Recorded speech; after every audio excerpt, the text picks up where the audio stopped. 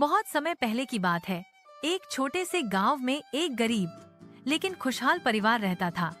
उस परिवार के पास एक चिड़िया, एक गाय और एक बकरी थी। गाय का नाम था गुमान और बकरी का नाम था बिन्नू। गुमान थोड़ी सीधी साधी और शांत स्वभाव की थी, लेकिन बिन्नू थी बिल्कुल जिंदा दिल, तेज तर्रार और झगड़ालू स्वभाव की। दोनों की दिनचर्या कुछ अलग ही थी। गांव के घर में रोज शाम को टीवी चालू होता था। मालिक की पत्नी राधा बड़ा ही मन लगाकर बिग बॉस देखती थी। उसका पूरा ध्यान टीवी पर टिका रहता। धीरे धीरे बिन्नू भी खिड़की से टकटकी लगाकर बिग बॉस देखने लगी। पहले तो केवल जिज्ञासा के तौर पर देखती थी, परंतु समय बीतता गया और बिन्नू को बिग बॉस देखने में बड़ा मजा आने लगा। हर दिन शाम होते ही बिन्नू का चेहरा चमकने लगता और उसकी आंखों में चमक आ जाती। ओहो, ये क्या हो रहा है? देखो ना, कैसे झगड़ रहे हैं। बिन्नू अपनी छोटी छोटी सी आवाज में खुद से कहती थी। गुमान, जो कि बिन्नू की इस आदत को देखकर परेशान थी, चुपचाप उसके पास बैठकर ध्यान से देखती थी। तुम हर दिन बिग बॉस क्यों देखती हो बिन्नू? गुमान ने धीरे धीरे पूछा। अरे गुमान, बड़ा ही मजा आता है।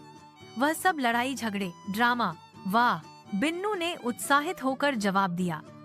धीरे धीरे यह बिग बॉस देखने की लत बिन्नू में इतनी बढ़ गई कि अब वह सिर्फ देखने में ही नहीं रुचि रखती थी, बल्कि अपने घर की व्यवस्था में भी बिग बॉस का रंग भरने लगी।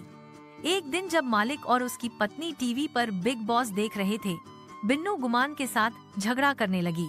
तुम मेरी जगह पर नहीं बैठोगी, बिन्नू चिल्लाई। गुमान ने शांत स्वर में कहा। शांति रखो बिन्नू, हम दोनों अच्छे दोस्त हैं। लेकिन बिन्नू को कुछ समझ में नहीं आया। उसने जोर से गुमान को धक्का दे दिया और खुद टीवी के सामने वाले सोफे पर बैठ गई। अब मैं यहाँ बैठूंगी क्योंकि यह मेरा शो है, बिन्नू ने गर्व से कहा। मालिक की पत्नी राधा ने हंसते हुए कहा। अरे रामू, देखो बिन्नू तो खुद को बिग बॉस का कंटेस्टेंट समझने लगी है। मालिक रामू ने हंसते हुए जवाब दिया। बिल्कुल, यह बिन्नू भी बड़ी ही नटखट निकली। वैसे घर में तो शांति बनाए रखो बिन्नू। पर बिन्नू का झगड़ालू स्वभाव यही नहीं रुकने वाला था। उसके मन में और भी अजीब विचार आने लगे। वह पड़ोस की बकरियों से झगड़ा करने लगी। तुम हमारे घर के सामने से मत निकलना, बिन्नू एक दिन जोर जोर से चिल्लाई। पड़ोस की बड़ी बकरी, जिसका नाम था करमजी, जो बहुत झगड़ालू थी, बिन्नू के इस धमकी को सहन नहीं कर सकी। उसने भी जवाब दिया।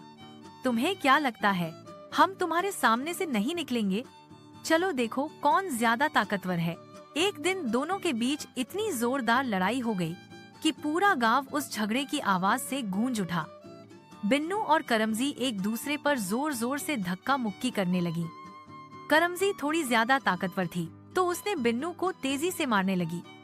गुमान, जो सब कुछ देखकर स्तब्ध थी, बस दूर खड़ी होकर चुपचाप उन्हें देखती रही।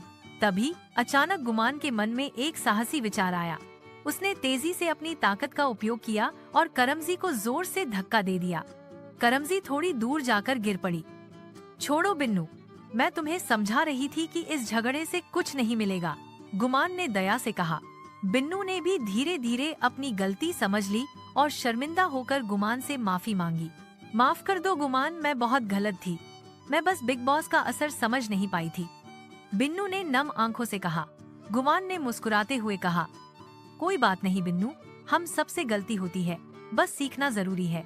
इस घटना के बाद बिन्नू ने वादा किया कि वह अब झगड़ालू नहीं बनेगी और बिग बॉस केवल मनोरंजन के लिए देखेगी।